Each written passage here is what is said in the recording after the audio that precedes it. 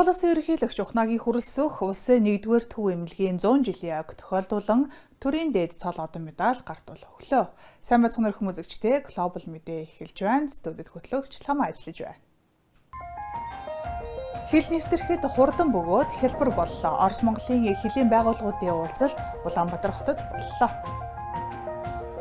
Төмөр замын дээд сургуулийн анхны хүндэт профессор тодорлоо. Хөгжмийг зураг болгон уралдаг уран бүтээлч Улаанбаатарт халзны уйлж буй акварел үзэсгэлэн нэгтлээ. Амралтын өдрүүдээр хашаа авахаар шийдэж амжаагүй байгаа бол манай хөтөлбөрөөс мэдээлэл хүлээн аваарай. Орос Монголын хооронд байгуулсан хэлэлцээрээр манай хоёр улсын иргэд визгүй зорчих боломжтой болсон. Гэсэн хэдий ч энэ нь тасралтгүй зорчно гэсэн үг биш юм. Үүгээр дор хаяж нэг удаа зорчиж байсан хүмүүр тодорхой бэрхшээлтэй тулгарч байсан баха. Зорчигчдын урт дараалал болон гайлын наривчилсан шалгалтаас болж энэ журам заримдаа хэдэн цагаар сунжирдаг. Эдгээр болон бусад асуудлыг өнөөдөр хоёр улсын хариуцлагатай албан тушаалтнууд Улаанбаатар хотноо болсон тусгай уулзалтаар хэлэлцлээ. Энэ шийдвэрийн талаар бид одоо танилцуулъя. Орос Монголын хоорондох хил 3500 км үргэлжилдэг. Үүний дагуу хилийн 10 бомб байдаг. Эдгээр бомбоор өдөр бүр мянган хүн хэдэн зуун тээврийн хэрэгсэлд дамжин өнгөрдөг. Энэ үйл явцыг хүмүүрт аль болох тохиромжтой болгохын тулд хоёр улсын хилийн байгууллагууд байнга хамтран ажилладаг. Өнөөдөр Улаанбаатар хотноо Оросын тээврийн яам болон Монголын хилийн бомбын захиргааны төлөөлөгчдийн ажлын уулзалт боллоо. Бид Оросын талаас хягт, Монголын талаас алтан буулгыг бомбыг очиж үзлээ. Бидний зорилго бол хил нэвтрэх үйл явцыг иргэдэд аль болох ая тухтай хялбар болгох явдал юм. Хягтын бомб дээр иргэд хилд авахд тодорхой хүндрэл, саатал байгааг анзаарсан. Үүнийг бид анхаарч үзэж, шат дараатайгаар шийдвэрлэх зорилт тавилаа. Ерөнхийдөө Орос Монголын хилийн бүсийн бомбтууд онцгой анхаарал шаарддаг гэж үзэж байна. Одоогоор манай улсын хэмжээнд нийт 10 бомб түүл ажиллагаа явуулж байгаа бөгөөд тэдгээрийн 7-нд байнгын ажиллагаатай. 6 нафт тээврийн бомб юм. Монголын талаас ч бомбтуудаа хөгжүүлэх тодорхой төлөвлөгөөтэй байгааг бид харж байна. Манай уулзалт найрсаг, итгэлцэлтэй уур амьсгалд болж хоёр тал бүрэн ойлголцолд хүрлээ. Энэ бүхэн цаашдаа бодит үр дүнтэй шийдвэрүүдэд хүргэнэ гэдэгт итгэлтэй байна. Ийм шийдвэрүүдийн нэгийг аль хэдийн гаргасан байна. Бид нар алтан буулгын бомбын ачаа тээврийн хэсгийг 24 цагаар ажиллуулах. Одоо бол зөвхөн зорчигч тээврийн хэсэг нь 24-оор ажиллаж байгаа. Талууд эх оны 4-р сард Оросын холбооны улсад уулзахаар тохиролцсон байна. Чанчударж Баттарж, Сергей Тучков, Евгений Павлов, Ice Global. Одоо харин өнөөдөр болсон онцлог үйл явдлын мэдээллийг цөөн хормын мэдээгээр хүргэе.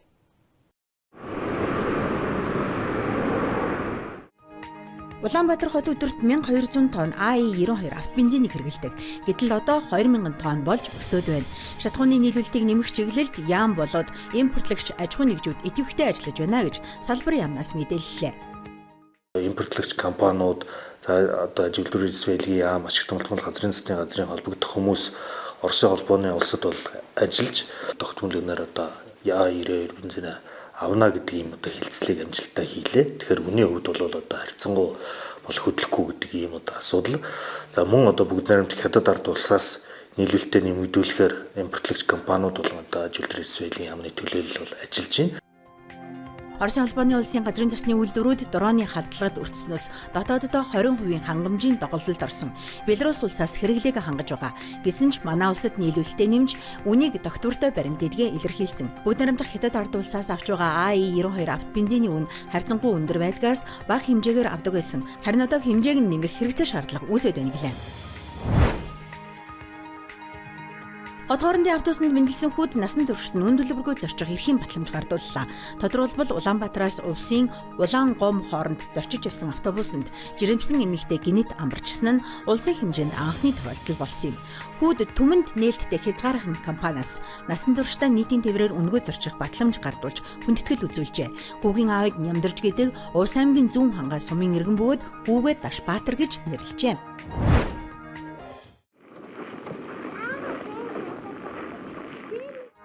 Үйл цагийн хуваарь шилжихгүй. Өмнө нь засгийн газрын хуралдаанаар жил бүрийн 3 дугаар сард зуны цагийн хуваарь, 9 дугаар сард өвөл цагийн хуваарь шилжих шийдвэрийг гаргадаг байсан. Хамгийн сүүлд 2015 онд 100 болон өвлийн цагийн хуваарь шилжснээс хойш уг шийдвэрийг дахин хэрэгжүүлээгүй.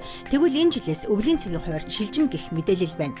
Тэгвэл албаныхан энийг үгүйсгэж байна. Засгийн газрын хуралдаанаар уг асуудлыг албан ёсоор хэлэлцэж гаргаагүй гэлээ.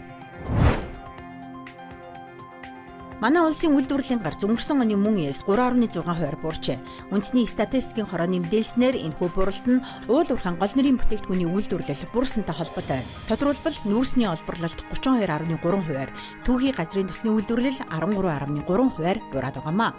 Манай улсын эдийн засаг алт мөнгө эцэс нүүрс зэрэг уул уурхайн салбарт тулгуурладаг. Тиймээс нийт экспортын 95 орчим хувийг нүүрс зэс төмрийн хөдөр боловсруулаагүй буюу хагас боловсруулсан алт зэрэг уул уурхайн түүхийд эзэлж байна. Агаарын бохирдлыг цаг тухайд нь бодит нөхцөлд газар зүйн хувьд дурын цэгээс хэмжих боломжтой хөтөлгөөнт станцтай боллоо. Үүгээр агаарын бохирдлыг үнэн зөв тодорхойлохын зэрэгцээр шинжлэх ухааны үндэслэлтэй үнэлдэг болох юм.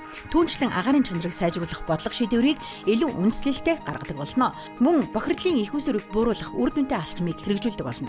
Хөтөлгөөнт станцыг манай улсын засгийн газар бүгд найрамдах Солонгос улсын засгийн газартай хамтран хэрэгжүүлж байгаа агаарын чанарын хяналтын автомат харуул суйрлуулах улсын нэгдсэн шүлжээний чадхыг бэхжүүлэх төслийн хүрээнд хүлээн авчээ.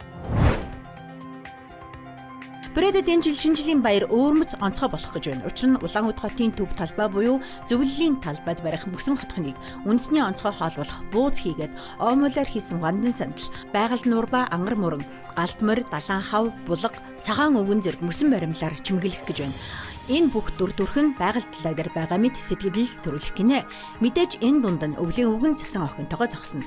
Үлгэрийн энэ хотгонд нийтдээ 11.8 сая рубль зарцуулна гэж тооцжээ.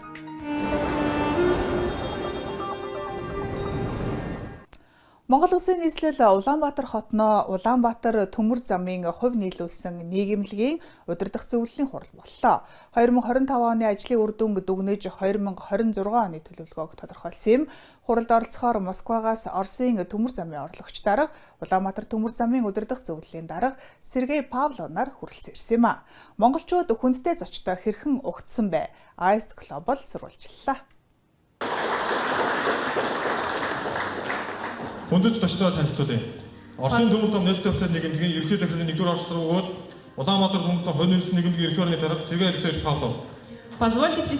Сергей Павловыг Улаанбаатар төмөр замын хүндэт ёслолоор угтав. Ёслолын арга хэмжээ төмөр замын дээд сургуулийн байранд боллоо. Оросын төмөр замын удирдах албаны төлөөлөгч нь Орос Монгол хоёр улсын төмөр замын хамтын ажиллагааг хариуцдаг. Тэрээр Улаанбаатар төмөр замын удирдах зөвлөлийг тэргүүлдэг бөгөөд тус зөвлөлд Орос Монголын тал тус бүр 3 төлөөлөгчтэй байдаг. Хурлын дараа амралт баярын мөч тохиоллоо. Хэдэн дарга үеэр бол одоо цаг гарсан үед аль болох боломжоор одоо үргэлж одоо хүүхдүүдийн юм сургууль боловсрол анхаарч байдаг.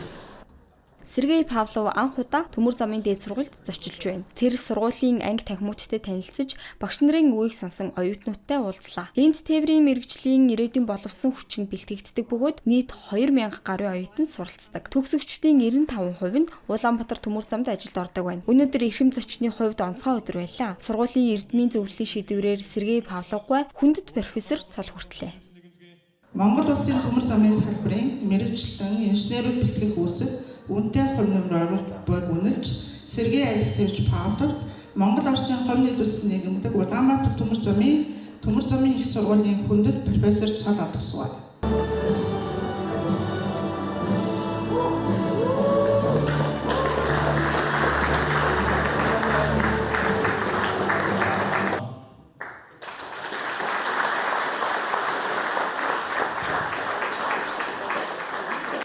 Монгол Оросын хамтын ажиллагааны төлөө улам бүр сэтгэл зүтгэл гарган ажиллахаа Сергей Павловга илэрхийлэн амлалаа.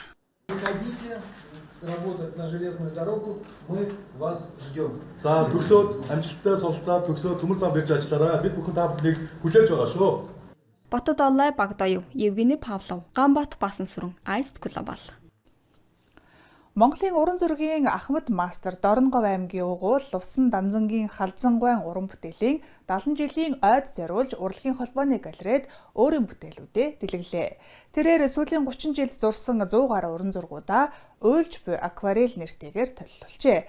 Халзан нь Бетховен, Моцартын сонгодог хөгжмийг будаг биерийн аялгаугаар өгүүлдэг уран бүтээлч гэдгээр алдартай юм. Түүний аялгууд үзэсгэлэнг манай сурвалжлагчид үзэж сонирхсан юм а.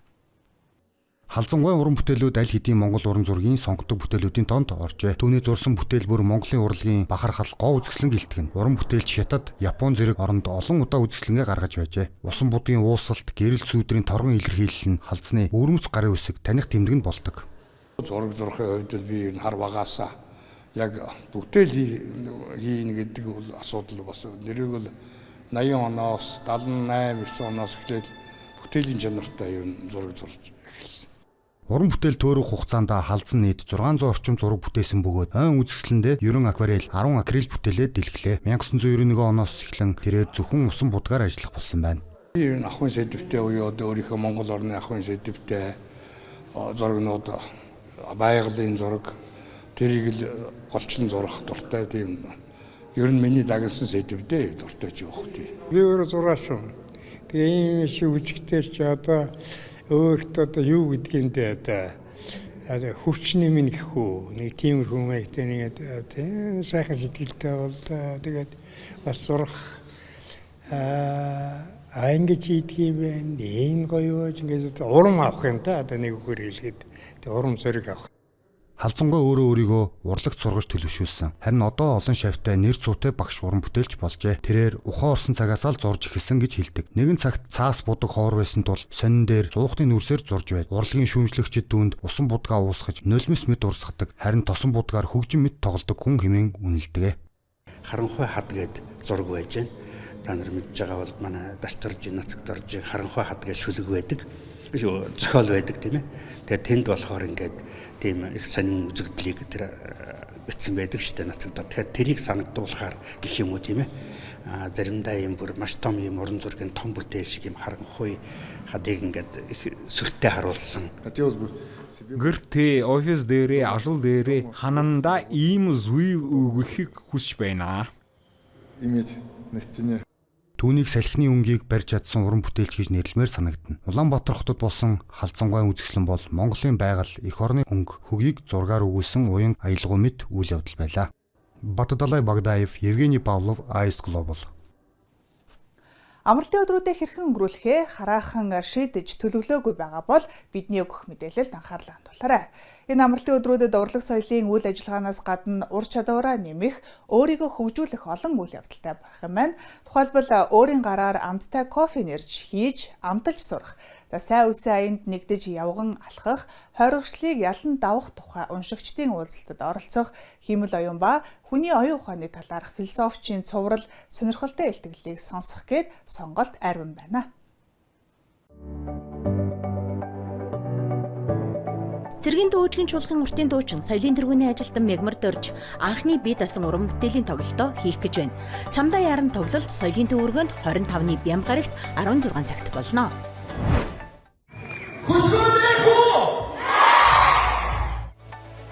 Хүүхэд залуучуудын театрт 25-ны 16 цагаас Ромео Жулиет жүжигийг тоглох гэж байна. Жүжигийг инхээ найруулан тавьсан бөгөөд гавьяа жүжигчин Төмөрбаатар Нармандах, соёлын тэргүүний ажилтан жүжигчин Даваа Самбуу нарын бүрэлдэхүүнтэй тоглох бөгөөд Ромеогийн дүрд жүжигчин Төвшинбаяр, Жулиетийн дүрийг Батгэрэл нар бүтээжээ.